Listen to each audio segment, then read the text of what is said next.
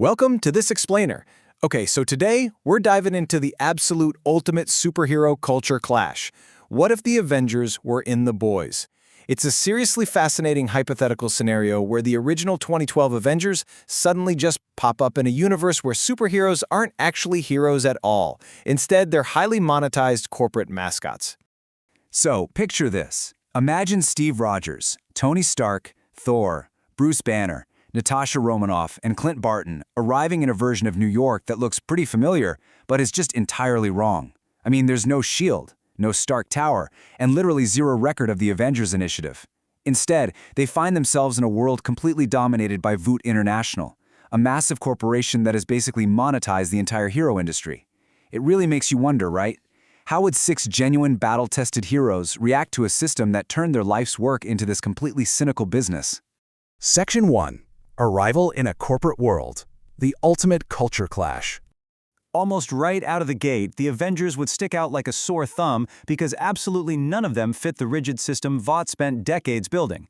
On one side of the coin, you have the Avengers, completely unbranded, relying on natural abilities, magic, or self-made tech, and driven by, actual genuine altruism. And on the flip side, the Seven. They're heavily corporate-sponsored, chemically manufactured in a lab using Compound V, and entirely PR-driven. This is a massive headache for Vought because the Avengers don't need a brand, they certainly don't need a sponsorship, and their power source is completely outside of Vought's control. So, what actually happens when danger strikes? When the Avengers naturally jump into their first public rescue, it looks completely alien to this universe. There are no staged cameras waiting for the perfect hero angle, no forced product placements, and absolutely nobody waiting for executive permission to save lives. Honestly, you can just imagine Vought's PR team sprinting through their corporate headquarters, completely panicked, desperately trying to figure out who authorized this rescue. Steve is directing civilians, Tony's handling the heavy lifting, Thor is clearing out debris, while Nat and Clint act as true first responders. And because there's no corporate coordination slowing them down, the raw, unstaged footage goes viral instantly. Section 2. The Vought recruitment pitch. Corporate heroism. Instead of sending law enforcement, Vought steps forward to try and wrangle the narrative. They offer housing and resources under this guise of helping out. Now, Steve Rogers is cautious, but he's initially open to hearing them out, but he very quickly realizes that Vought treats heroism entirely as a consumer product. Every single conversation inevitably turns right back to ratings, contracts, and marketability. For Steve, well, this feels uncomfortably identical to his old USO tour days where he had to dress up as a smiling mascot and perform on a stage. It goes against literally everything he stands for. Meanwhile, Vought decides to bring in their heavy hitter. The tension in the room is absolutely palpable when Homelander meets Thor and Hulk. Homelander, of course, expects absolute respect and fear. He is entirely used to everyone immediately bowing to his superiority. But Thor comes from a warrior culture where literal gods and massive displays of power are just common Tuesday stuff.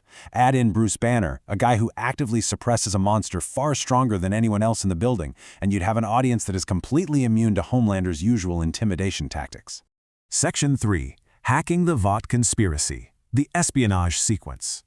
While Vought is busy delivering their highly polished recruitment pitch, Tony pretends to be super interested in their technical resources. But in reality, they're executing this beautifully coordinated espionage routine.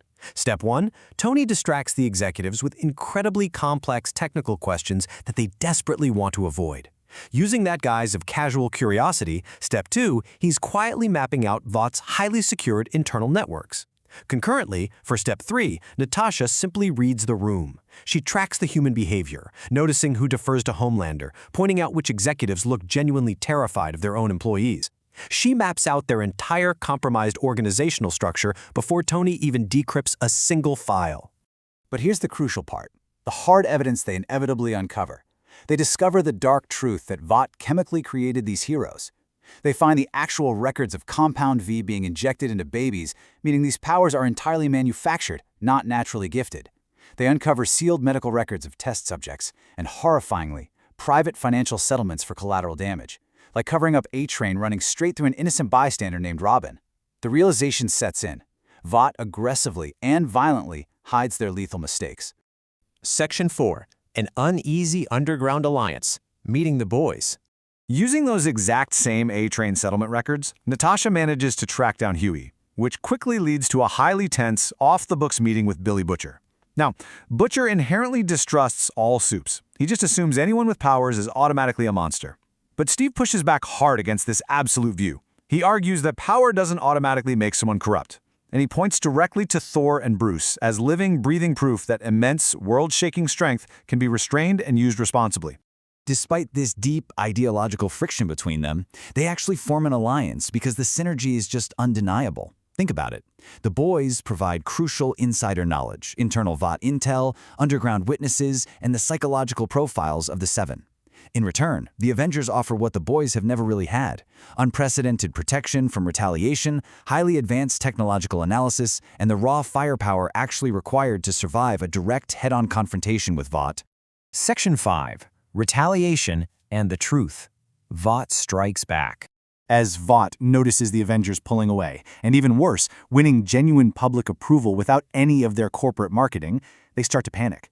So they quietly send out their stealthiest assassin, Black Noir, to eliminate the boys and completely sever the Avengers' local ties. But Vought drastically underestimates the tactical experience of their targets. Black Noir walks straight into a trap. Natasha and Clint fully anticipated the retaliation.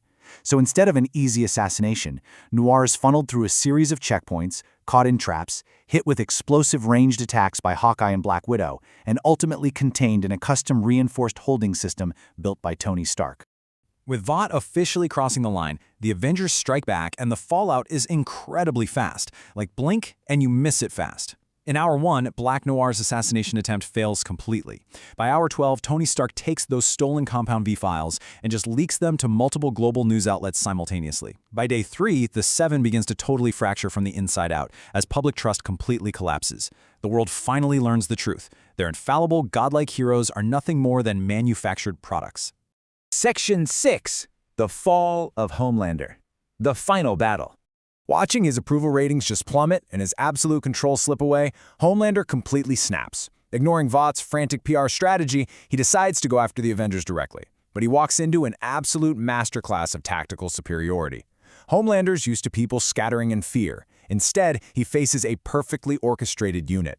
Thor and Hulk apply relentless, overwhelming physical pressure, which means Homelander no longer has the comfort of being the strongest person in the room. Tony attacks from range, constantly feeding tracking data on speedsters like 8-Train to the rest of the team. Clint and Nat protect the civilians, denying the enemy any easy, isolated targets. And above it all, Steve Rogers orchestrates total battlefield containment. Homelander's entire identity is built on this illusion of being untouchable, right? But he is systematically beaten, exhausted, and restrained in front of the entire world in an open environment where Vought has absolutely no control over the cameras. It is a raw, devastating public defeat that Vought can never edit, they can never spin, and they can never cover up. And that leaves us with this final, really provocative thought. What happens to a corrupt system built entirely on manufactured lies when it is finally forced to confront genuine, unbranded truth? When the brand, the marketing, and the PR spin are completely stripped away, what does a real superhero actually look like? Vought spent decades successfully selling heroism as a packaged product, but the Avengers proved that true heroism is about sacrifice, responsibility, and protecting others, no sponsorships required. Thank you so much for joining me on this explainer, and definitely keep exploring the incredible dynamics of these stories.